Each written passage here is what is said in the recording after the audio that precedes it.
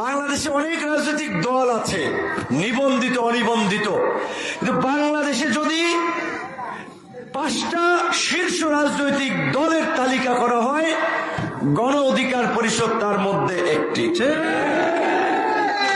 বাংলা সিনেমার মতো মিঠুন সেই ডায়লগের মতো বলেছে যে ফাটাকেষ্ট খবর পড়ে না, খবর দেখে না, খবর তৈরি করে।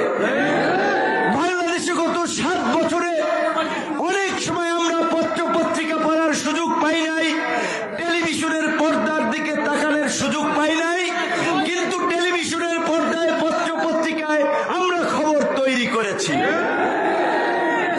ইতিবাচক খবর।